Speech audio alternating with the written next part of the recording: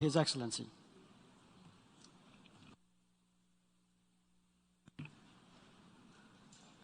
I now give the floor to Her Excellency Reem Ibrahim Al-Hassimi, Minister of State for International Cooperation of the United Arab Emirates.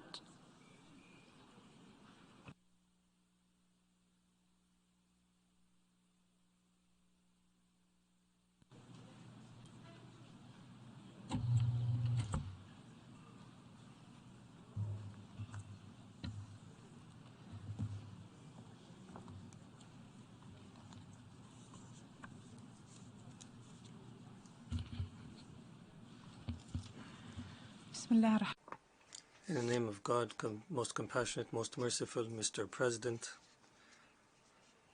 I would like to thank His Excellency Abdullah Shahid for his exemplary leadership of the previous session. I would also like to congratulate His Excellency Kasaba Qureshi on assuming the presidency of this session and wish him all the success in his role.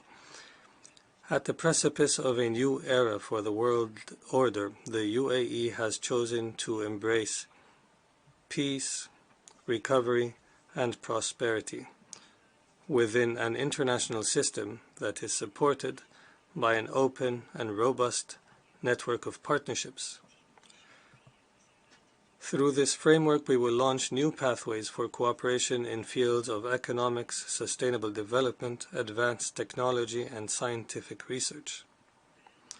This is the underlying premise that guides my country's foreign policy, governs our bilateral and multilateral engagements, and also inspires our membership throughout our Security Council term.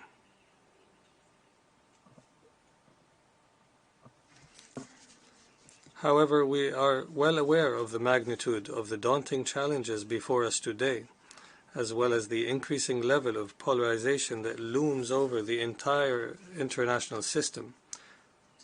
This is a clear result of crises increasing in number and frequency, in addition to the emergence of new epicenters of conflict and a dangerous escalation in the activities of armed groups, all while people around the world are suffering immensely from food and climate crises.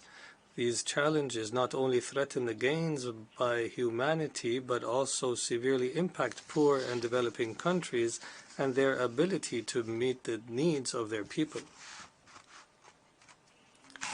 These issues call into question the effectiveness of the current world order.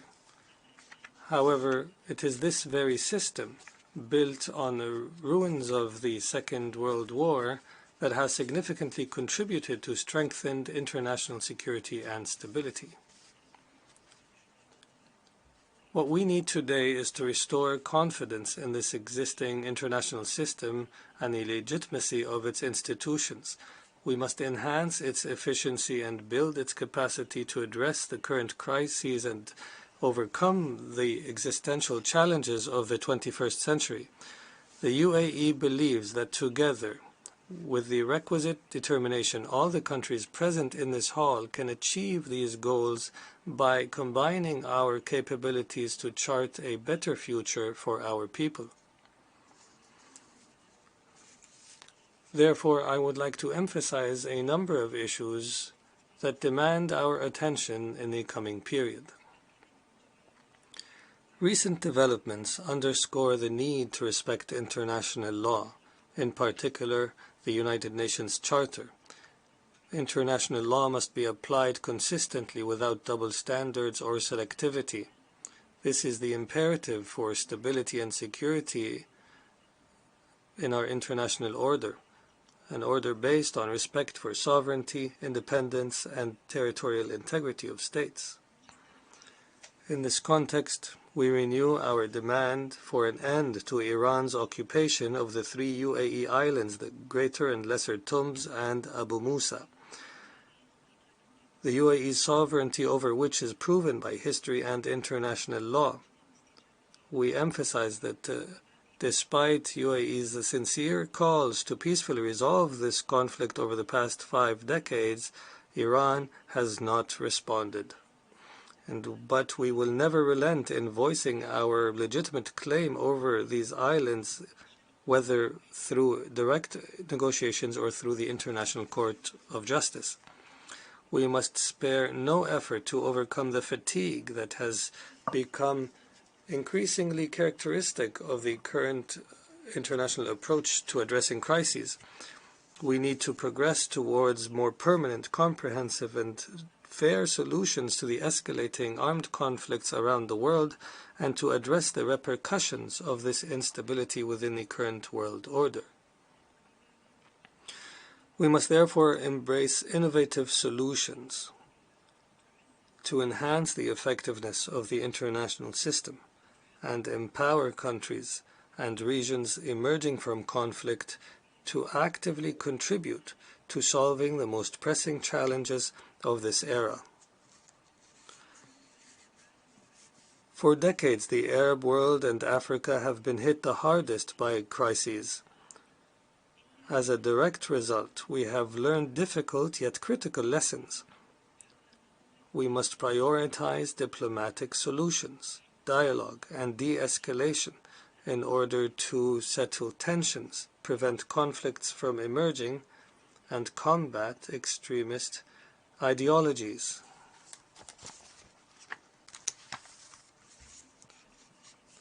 The recent positive developments in our region and initiatives aimed at bridge building are clear benefits of overcoming historic differences and building new partnerships across areas of cooperation in critical sectors, such as health, education, and industry, as well as in strengthening the role of women.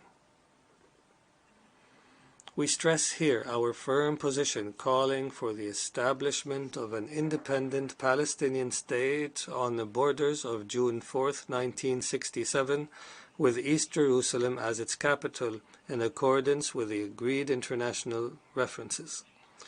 We welcome affirming this point by the Prime Minister of the State of Israel in his statement from this podium regarding support for the vision of the two-state solution. We look forward to advancing all political processes in our region and paving pathways to peace. This should, however, be complemented by strengthening the united international position that rejects interference in the internal affairs of Arab countries. This type of interference undermines conflict resolution, fuels extremism and terrorism, and constitutes a flagrant violation of the sovereignty, independence, and territorial integrity of states. In light of the increasing frequency of crises, it becomes imperative to empower regional and international organizations to play an active role through regular consultations and through providing them with the tools, resources, and expertise necessary to effectively respond to current challenges. Regional organizations are more familiar with local contexts and better positioned to support mediation efforts. We have seen this repeatedly, including through the efforts of the African Union, whose initiatives we applaud and support. As we all know, the maintenance of international peace and security requires a world free of weapons of mass destruction, in particular in the Middle East and in the Korean Peninsula. It also necessitates promoting dialogue to reduce tension and to address regional and international concerns in this regard. Indeed, it is not possible to speak of a secure and stable international order in the absence of a firm international position rejecting terrorism in all its forms and manifestations and committed to hold the perpetrators and financiers of terrorism accountable. Recently, we have seen an increase in the flow of weapons and fighters into conflict zones, in addition to the emergence of groups with high combat and military capabilities, who subsequently return unregulated to their countries of origin in absence of established mechanisms to address the situation. In addition, the situation has grown increasingly dangerous as a result of terrorists' use of missiles and drones to launch cross-border attacks. These developments reflect the evolving nature of terrorism and require active efforts to prevent conflict zones from becoming a safe haven for terrorists and to update strategies on a regular basis in this regard. It is also imperative to adopt international rules and regulations that prevent terrorists from obtaining advanced weapons and technology. This threat manifested itself clearly in the Houthi terrorist group's heinous and hostile attacks earlier this year against the UAE's capital Abu Dhabi, as well as against the Kingdom of Saudi Arabia.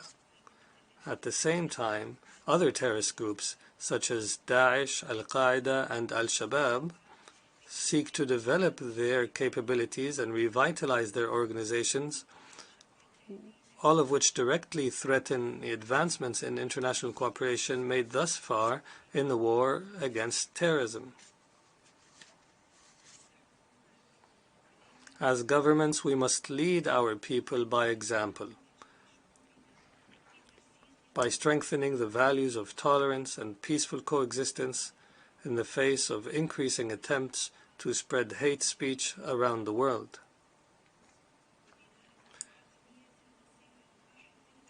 In addition, and in light of humanity's shared destiny, it is imperative that we acknowledge the need for joint action. We must harness our shared capabilities and energies to implement comprehensive solutions and responses that rise to the level of the existential challenges that we face today, and which are not exclusive to any one country or region. There is no clearer example of this fact than the implications of climate change. People around the world are exposed to devastating floods, heat waves, and drought, all of which exacerbate humanitarian crises and security threats, especially in areas most vulnerable to climate change. All these facts confirm that the fate of our planet is at stake. This requires us to forge partnerships and promote joint action, and in principle demands our commitment to support climate action by adopting the renewable energy agenda and providing adequate funding for climate action and supporting the capacity of developing countries to build resilient communities. It has become abundantly clear that investing in renewable energy means investing in the economy, international peace and security, and future generations.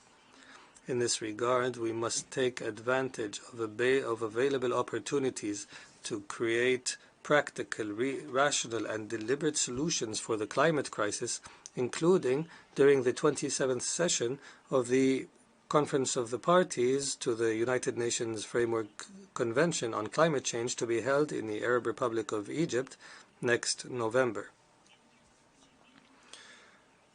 We urge all member states to actively engage in this session. And while my country prepares to host the 28th session next year, we are working to build partnerships, ensure inclusivity, and focus on areas in which we can achieve meaningful results to address the phenomenon of climate change.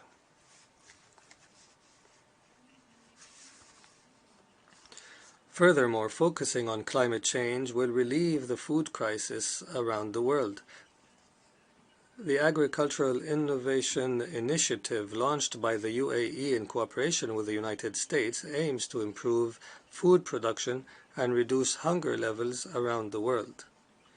Simultaneously, we must intensify food assistance to all people and ensure the continued flow of global food supplies, while also looking for practical ways to secure supply chains in light of the current geopolitical divisions.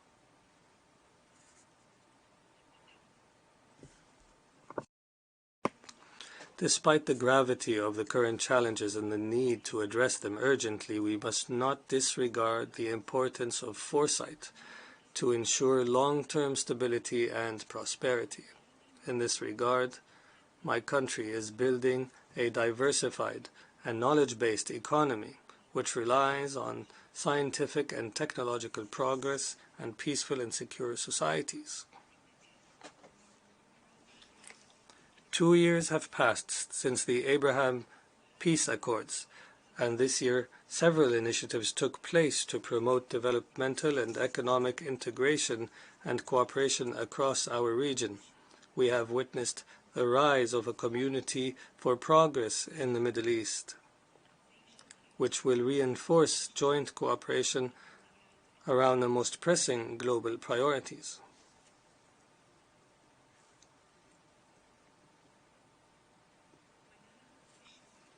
In youth, we see the best ability to mobilize for these efforts, as proven by their resilience and innovation in the face of current crises, as well as their unparalleled passion to connect with their peers around the world and find sustainable solutions to global challenges. Therefore, we will not give up on the potential of youth or our investment in youth to ensure that they remain pillars and leaders of the future. We also believe that the full, equal, and meaningful participation of women in various fields contributes to advancing societies, thereby ensuring their stability now and in the future. In conclusion, the UAE reiterates that it will continue its approach to humanitarian, diplomatic, and development support for all people affected by crises and disasters, regardless of their religion, ethnicity, political affiliation, or culture. We will continue to work with all friends and partners to build the capabilities and capacities of governments and people across all fields for the universal common good. This remains the guiding principle of our efforts across all fora. Thank you, Mr. President.